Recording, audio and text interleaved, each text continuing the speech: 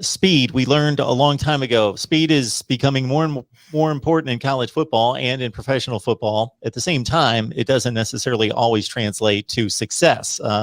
Ronaldo Nehemiah, the great track star in the 80s, was the first one I remember trying to make that transition as purely a track star to football player, and it had mixed results and ultimately failed. Now, I don't want to put this on one Jordan Anthony because he's playing football. He is a football player.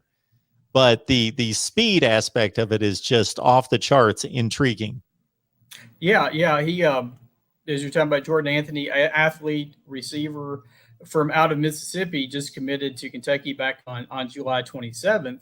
And literally, as you said, he's right on the edge of being a top 500 player in the recruiting class. And he's considered basically the fastest high school sprinter in the U.S. At the recent Nike Outdoor Track and Field, he won the 100-meter dash with a time of 10.21 seconds. I mean, that's pretty. That's pretty good. That's hauling it. We just finished the Olympics. You think about some of those times that some of those guys ran. That's not too far off from the 9 around 10 that a lot of those guys ran in the 100 meters. Like I said, he's another. Like I said, he chose Kentucky over Ole Miss. His cousin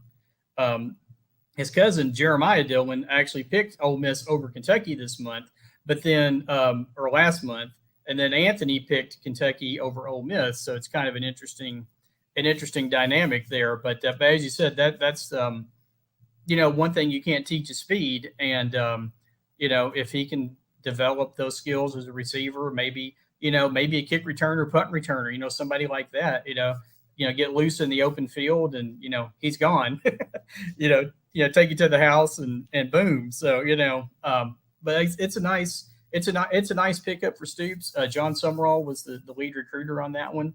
And like I said, you can't teach speed, and it's just one of those things, Kentucky seems to find these guys that are, the 3, 2, 3, maybe low level 4, 3 to 4 stars, and then, develop and recruit. That's become their recruit and develop. That's become their motto now.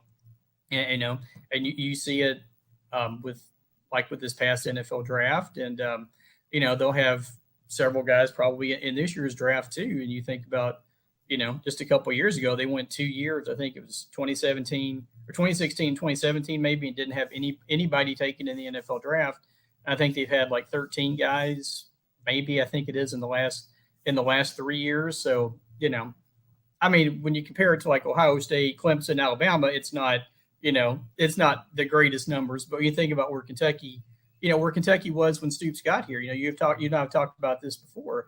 The shape the program was in, they went to 5 straight bowl games, 4 under Rich Brooks, 1 under Joker Phillips, and then the program kind of, tailspin, we'll say, under Joker in that last year. And you think about where the program was then and where they are now. It's just, to use the cliche, it's literally night and day. So to the fact where everyone is really, really excited about this season this year and think it could be another year like 2018. So is that everybody up here, we're just excited and ready to go.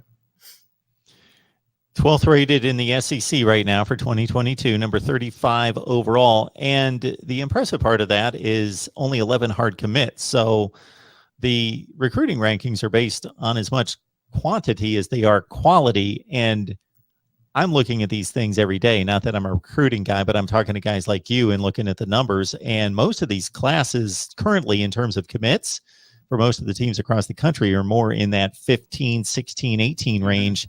And so with only 11 hard commits, 35th in the country is not bad, Kevin, to your point.